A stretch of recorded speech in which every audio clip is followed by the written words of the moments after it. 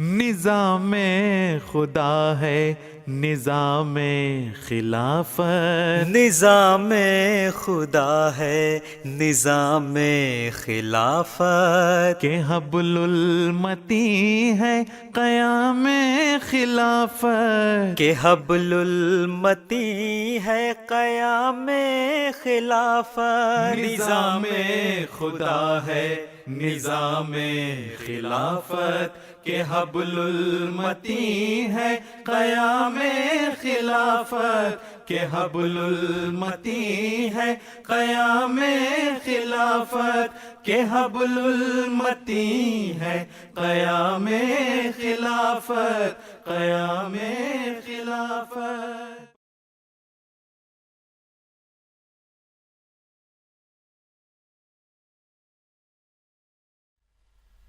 In the year 1965, the community of the Promised Messiah alayhi salam was greatly saddened by the news of the demise of Hazrat Khalifatul Masih II radiyallahu anhu. His Khilafat had lasted for 52 years, and in that time span he had led the community to new heights with the divine help of God Almighty. The community was well established and its structure was now well defined. Upon his demise, the community once again communed, and the community was blessed with its new head, Hazrat Mirza Nasir Ahmed. His appointment as the Khalifa fulfilled the prophecy of Hazrat Mirza Bashiruddin Mahmud Ahmed radiyallahu anhu. He had said, Allah has given me the glad tidings that I will be blessed with a son who will be a Nasiruddin, helper of faith. He will be committed to serving Islam. So accordingly, Hazrat Mirza Nasir Ahmed set out upon the task given to him by God of serving the faith. He united the community and made tremendous efforts to spread and defend the true message of Islam. During his Khilafat, he travelled to the Ahmadis around the world to rejuvenate them and to allow them to gain from the blessings of Khilafat. From 1967 to 1980, Hazur visited Ahmadis across the world. Many signs of God's acceptance and blessings were witnessed throughout the tours.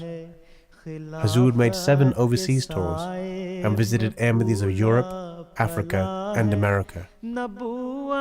On the 4th of April 1970, Hazrat Mirza Nasir Ahmed embarked on a 9-week tour of West Africa. Hazrat Khalifatul Masih III Rahimullah Ta'ala was the first Khalifa of the Promised Messiah alayhi salam to tread on African soil. This was the time when most African nations had recently shaken off the yoke of colonial rule. His visit not only rejuvenated Ahmadis in these countries, it also helped Hazur to understand the needs and the problems of people in these countries. The visit proved to be a highly successful one and high profile one, as he met with a number of heads of states and cabinet ministers. It was the experiences of his 9-week tour and divine guidance that Hazur decided to establish the Nusrat Jahan scheme. On his return from West Africa in London on 24th May 1970, he announced the initiation of Nusrat Jahan scheme, which was in fact a divine scheme under divine direction. Hazur invited Ahmadis to raise a sum of 100,000 pounds in 3 years to establish schools and hospitals throughout West Africa. This was done by the grace of Allah, and till this day thousands of people have been served with education and with health. Till this day, hundreds of Ahmadi volunteers are serving the cause of humanity under this scheme. Hazur's second visit was in 1980, and he visited two West African countries, and by the grace of Allah, he saw the blessed fruit of his scheme. Alhamdulillah. Upon his tour of London in 1978, a conference on the deliverance of Jesus from the cross was held. Many dignitaries and scholars spoke at the conference. Hazur also delivered a historic lecture at the event, which was very well received by the public. During Hazrat Khalifatul Masih Salas III, Rahimullah alayhi, his European tour in 1980, the 700 years wait for a mosque in Spain finally came to an end. After the Muslims were ousted from Spain, Spain finally witnessed the first mosque, the Basharat Mosque, and this is a very important moment in the history of Spain because it marks the beginning of the new era of Islam in Spain. It was also during this tour that Sayyidina Hazur announced the motto of the Jamaat, love for all and hatred for none. Hazur also blessed the Ahmadis of the USA and Canada. This was the first time that a successor of the promised Messiah had visited these countries. He had a keen interest in the education of the youth. Many young Ahmadis who were keen on intellectual pursuits received annual scholarships. He also established the Fazl-e Umar Foundation in memory of Hazrat Khalifatul Masih II, radiyallahu anhu, to promote activities which had been of special interest to the second Khalifa, radiyallahu anhu. Various projects were initiated to continue the many works of Hazrat Muslim Maud, radiyallahu anhu, such as the construction of the Khilafah Library and the publication of the biography, books, sermons, and various other scholarly works of Hazrat Muslim Maud, radiyallahu anhu, which are a treasure house of knowledge. During the Khilafat of Hazrat Khalifatul Masih Salis, Rahimullah, as the centenary of the Jamaat was approaching, Huzur Aqdas launched the scheme for the centenary, and on the 28th of March 1973, Huzur announced that this centenary Jubilee scheme was to be launched to celebrate the 100 years of Ahmadiyya.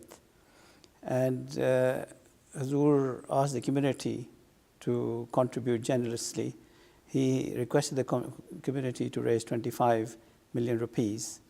And indeed, by the grace of Allah, the community gave generously, manyfold, and some far greater than was required was raised as a result.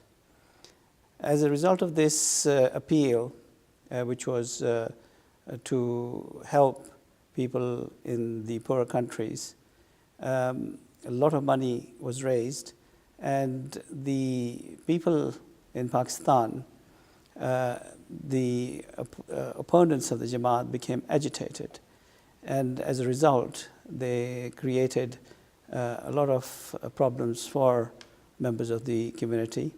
And there was a lot of looting and burning of homes and general destruction of Ahmadiyya properties. And as a result, a large number of Ahmadis, in fact, had to seek sanctuary in Rabwa, where Hazrat Khalifatul Masih then was able to comfort those people who were arriving in Rabwa and was able to allay some of their fears of the difficult period that they had gone through. This patience agitated the opposition even further. The situation culminated in the National Assembly of Pakistan considering legislative action against the Jamaat. In September 1974, Hazur was requested to present the view of the Ahmadiyya community at this assembly. Hazur attended the assembly with a delegation and presented the arguments in an excellent manner, showing the claims of those who ought to declare Ahmadis as non-Muslims to be ridiculous and baseless. But the assembly only worked according to the motives of the mullahs, who had a pre-orchestrated scheme and outcome. And accordingly, the state passed the law labeling all Ahmadis as non-Muslims. सुनो ये फैसला इस मुक़्तदिर अदालत का कि तुम जो शहर में खुशबू लगाए फिरते हो शबे सियाह के दस्तूर से बगावत है ये तुम चराग जो हर सू जलाए फिरते हो ये मशवरा है तुम्हें At such dire times, Hazur again instructed all the Ahmadis to show patience and to turn to Allah with prayers. Although the community faced extreme challenges, but the resilience and patience of Hazur and God-given strength and capabilities continued to push the community moving forward. Not a step was taken back. The Jamaat continued to succeed and spread throughout the world. His Khilafat lasted 17 years, and on the 9th of June 1982, Hazrat Khalifatul Masih III passed away in Islamabad at the age of 73. मगर हिज्र का न गिला करे मेरे दर्द की जो दवा करे. Upon the demise of Hazrat Khalifatul Masih III, radiyallahu anhu, Allah appointed Hazrat Mirza Tahir Ahmad as the fourth successor to the promised Messiah alayhi salam. मैं आज ताहिर के हाथ पर बैठ करके सिलसिला अहमदिया में दाखिल होता हूँ.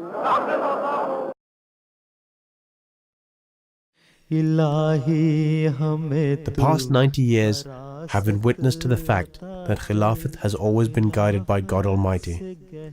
And through this guidance, the Khulafa have achieved the seemingly impossible. The same is the case for the fourth Khalifa of the promised Messiah, alayhi salam. Being appointed by Allah, he was blessed with foresight. He could predict the needs and requirements of the community well in advance. Another great achievement in this period of Khilafat was the initiation of MTA, Muslim Television Ahmadiyya. The first broadcasts started in 1992, and on the 1st of April 1996, MTA International became the first Muslim TV channel broadcasting 24/7.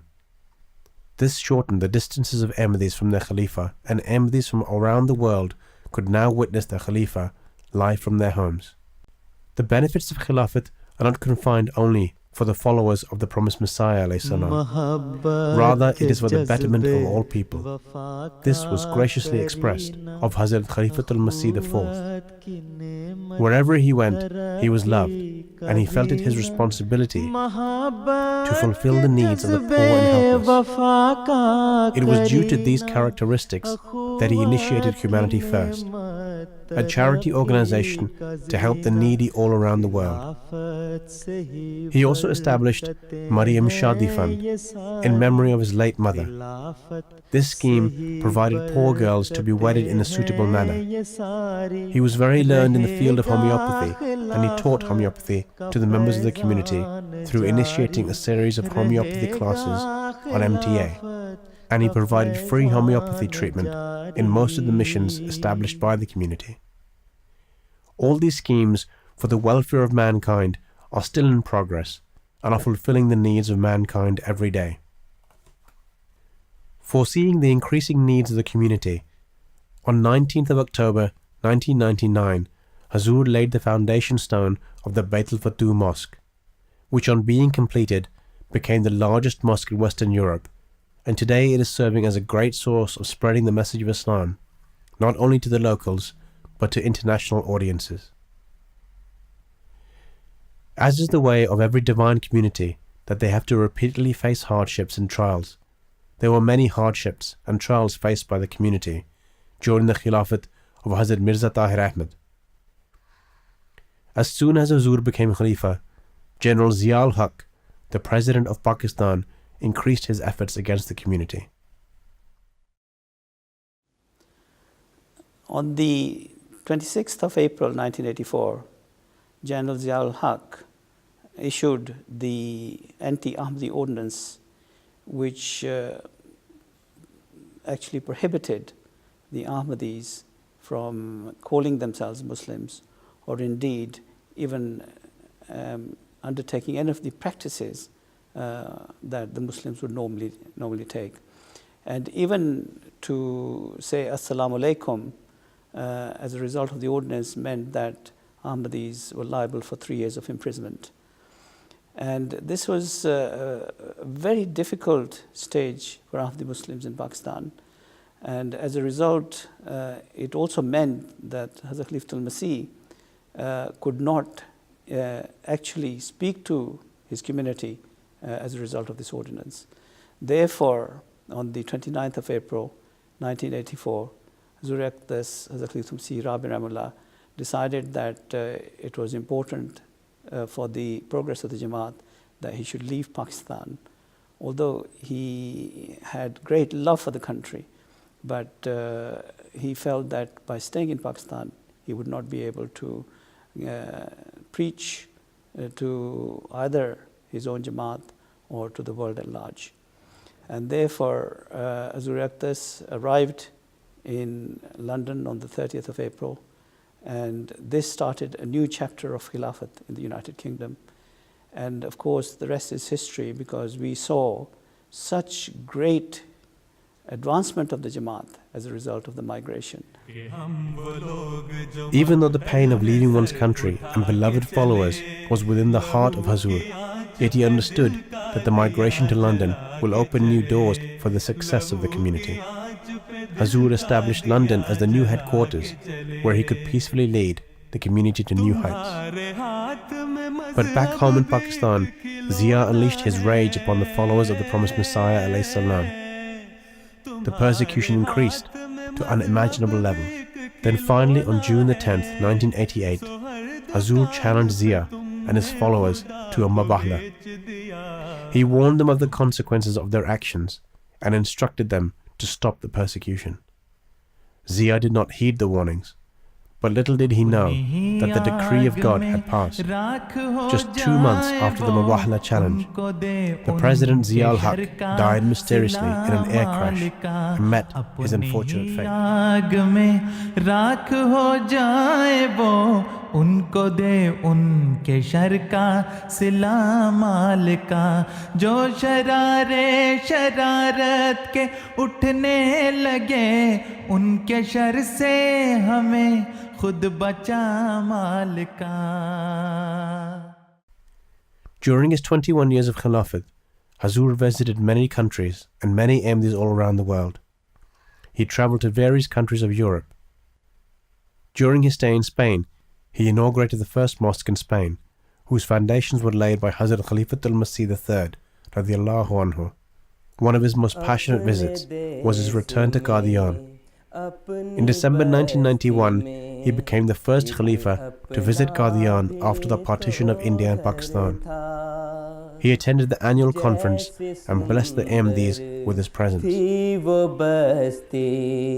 वैसा वो घर भी सुंदर था जैसे सुंदर थी वो बस्ती वैसा वो घर भी सुंदर था. During Hazur's Khilafat, the continent of South America was blessed with Khilafat for the first time in history. And in June 2000, he became the first successor of the promised Messiah alayhi salam to travel to the Far East and visited countries such as Japan, Fiji, Indonesia, Singapore, and Australia. Under Hazur's guidance, the community showed great patience and resilience in the face of much hardship and achieved many great milestones. Hazur's scholarly question and answer sessions with both Ahmadis and non-Ahmadis continued to serve as a source of great learning, and his translation of the Holy Quran and his scholarly works are a significant benefit to young and old. After 21 years of Khilafat, Hazur passed away on the 19th of April 2003 at his residence in the Fazl Mosque. मगर हिज्र का न गिला करे मेरे दर्द की जो 3 days after the demise of Hazrat Khalifatul Masih IV, Hazrat Mirza Masroor Ahmad, may Allah be his helper, the current head of the community, was commissioned by God as the fifth successor of the promised Messiah alayhi salam.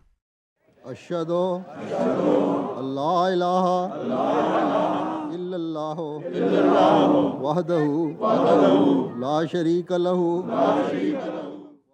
His appointment marks a new era of advancements for the community, and the Jamaat is witnessing endless bounties of God Almighty descending to support the hands of Hazrat Khalifatul Masih.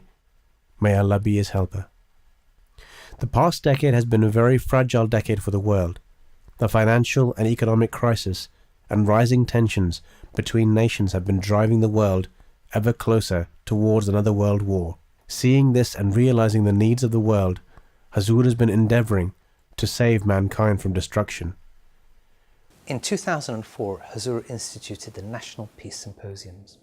These are not any ordinary event. Indeed, they're very different from any other event that you would find elsewhere in the world. Let me explain why. Islam is a religion which is the manifestation of all of the messages that were given to previous prophets, all the way through from Hazrat Adam alayhi salam, right through to Hazrat Isa alayhi salam. At its essence, it means peace. Indeed, the dominant theme that runs through every aspect of Islam is peace. The Ahmadiyya Muslim Jamaat represents the revival, the remanifestation of Islam through the promised Messiah alayhi salam, and Hazur is the Khalifa, which is the successor of the promised Messiah alayhi salam. So these peace symposiums aren't an event that should be confused with anything that is secular or worldly. They're far from it. What they do is they bring together humanity under the banner of peace and justice, regardless of creed, regardless of colour, regardless of origin. And now the Ahmadiyya Muslim Jamaat has these national peace symposiums everywhere in the world. From among many such places where Hazur has delivered crucial guidance for world leaders, there has been his address at the House of Commons of the United Kingdom, where he addressed the gathering on Islamic perspective on the global crisis. Similarly, he has also addressed the European Parliament in Brussels, where he spoke on responding to the challenge of extremism. Hazur's message has been well received. He has spoken at the German military headquarters in Koblenz. He also spoke at the Parliament in New Zealand and also in the company of the Prime Minister of Canada. On the 27th of June 2012, Hazur was invited to speak on Capitol Hill. No other Muslim leader anywhere in the world has been invited to speak on an occasion or at a venue like that. And indeed, that is not the only place that Hazur has spoken. He's been invited within Europe, within the Far East, in North America, in Australasia, to government institutions and academic institutions and military institutions to speak about global peace and justice.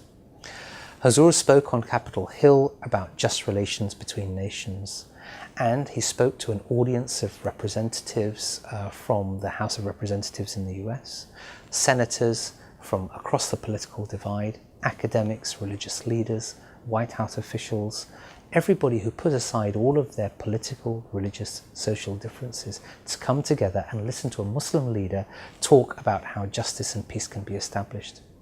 He wasn't just invited to speak, he was also invited to the House of Representatives, where a resolution was passed honouring his pursuit of peace and justice globally. The speeches and receptions of Hazur throughout the world have drawn much media attention in both the national and international press, and the message of Islam Ahmadiyya in the voice of the Khalifa of the promised Messiah alayhi salam has reached millions of people. Yes, in 2012, Hazrat Khalifatul Masih V, may Allah be his helper, sent a series of letters to world leaders, including President Obama in America, the Canadian Prime Minister, Germany, UK's leaders, and also not just in the West, but also in the East, China's leader, and then the Muslim world, Saudi Arabia's king, and also the Iranian president and Ayatollah supreme leader. And during these letters, Hazur wrote about the need for world peace and the establishment of world peace as the critical need of the time. And he spoke of the perils that the world faced. Hazur said that we were on the brink of disaster, that the world was on the brink of disaster, that there was a risk of further outbreaks of war, and God forbid even a nuclear war. And the Hazur spoke to them very clearly and established the great difficulties and the great potential catastrophes that if such a war took place. And then Hazur used, for the Muslim leaders, he quoted the Quran and said, this is how you should be acting, this is how you should be leading the world. For the Western leaders, he spoke to them using their own scriptures, and same with the Israeli leader. And he guided them towards peace and justice. And throughout, Hazur said that the reason I am sending these letters is because it's my duty as the Khalifatul al-Masih, as the Khalifa of the promised Messiah of this era, to convey this message to you. After this, it's up to you whether you take heed or not. And if we look, it's been around 2 years since these letters were sent. But unfortunately, it seems that in the majority of cases, they haven't taken it as seriously as they should have. And so over the past 2 years as well, the situation of the world is becoming progressively worse and worse. And so we see even today, there's conflicts building up everywhere. Just currently, there's a horrific conflict in Gaza where Israel is conducting a very disproportionate attack. And this is all because of a lack of justice. And it's not just Gaza, there's other places in the world. But the point that Hazur made is that if you want peace in the world, then we need to establish justice along the lines of the ways that the Quran has taught, the ways that the Holy Prophet ﷺ established. And so Hazur has fulfilled his duty, and now we can only pray that people take heed. Hazur has personally visited countries across the globe. In the past decade, Hazur has visited the Ahmadis of more than 50 countries. Hazur's visits to various countries has had a substantial impact in introducing the message of Ahmadiyya, the true Islam, to literally millions of non-Ahmadis all over the world. He has met with world leaders, he has met with dignitaries, he has met with scholars, he has met with members of the press and media. But it's not simply just an external impact. Internally, Hazur's visits have galvanized millions of Ahmadis in local communities all over the world.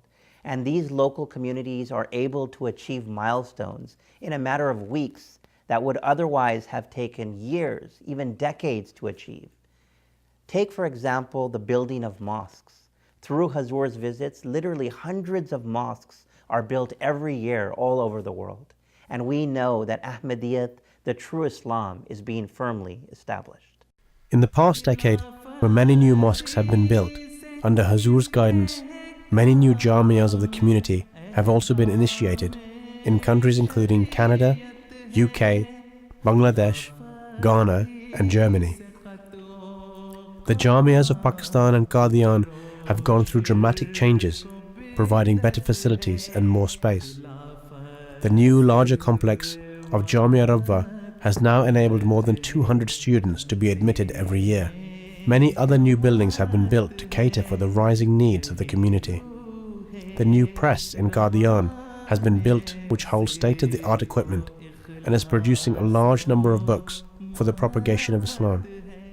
Following the achievements of Hazrat Khalifatul al-Masih IV radiyallahu anhu, Hazrat Mirza Masroor Ahmad, may Allah be his helper, has led the MTA channel to new heights, and it is now producing excellent quality screening and broadcast. Hazur takes personal interest and himself initiates many programs. Under Hazur's supervision, MTA has now launched an additional 2 channels.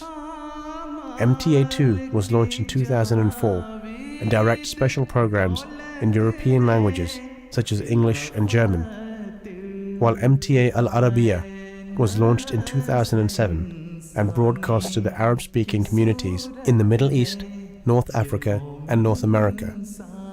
These channels have also been made available online. Under the guidance of Hazrat Khalifatul al-Masih V, may Allah be his helper, the past decade has also seen a strong push for humanitarian works. In some of the poorest parts of Africa and Asia, Ahmadiyya engineers, architects and medical associations have worked persistently to install wells for drinking water, solar panels for electricity, and hospitals and medical camps for free medical care. A state-of-the-art Tahir Heart Institute, where more than 300 patients are being treated every day, has been built in Rabwa for providing cheap and often free treatment to Ahmadis and non-Ahmadis alike. And developments in the Fazl-e Umar Hospital Rabwa and Noor Hospital Qadian and other hospitals in Africa and Asia are providing great help to all in need. Hazur's efforts are tremendous in encouraging the young members of the community to excel in their education. He takes keen interest in the future generation of the community, and through classes and personal meetings, he personally guides many in making the right choices. Under Hazur's leadership, the community has provided many students of Asia and Africa with scholarships and funding so that the members of the community excel in the field of education. Thousands of pounds are being spent for such students in need. Many students are graduating every year that are part of the Waqf Noor scheme. They are receiving personal guidelines, instructions and support by Hazur about their career choices with regards to how they can truly fulfill their pledge of life devotion. Hundreds of Waqifin Noor have therefore started fulfilling their pledge by offering their services in different walks of life with a true spirit of serving the faith of Islam, Ahmadiyya. In recent years, the persecution of the members of the community in Pakistan and other countries has reached such levels that it is almost impossible for those living in Western countries to imagine. Ahmadis are being persecuted and martyred on a regular basis. The attack in Lahore on 2 Ahmadi mosques at Friday prayers on the 28th of May 2010 was a devastating event in the history of the community. More than 85 members of the community were martyred on a single day. At such a fragile time, under Hazur's guidance, the community showed extreme resilience and bore the pain with patience. And as has been the case with every divine community, the community showed no harsh reply and continued to seek help from Allah. In the face of such hardships, Hazur has continued to lead the community, marching ever forward even in difficult times.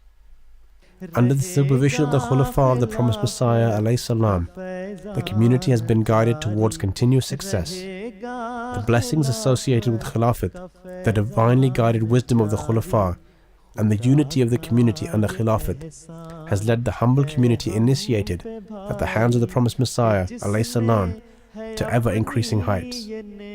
Such achievements have been granted to the community that are unimaginable considering the resources. Today, the Ahmadiyya community is continuing to prosper under the divine guidance of his Khalifa, Hazrat Mirza Masroor Ahmad. May Allah continue to strengthen him. Ameen. जारी रहेगा खिलाफत का फैज़ान जारी।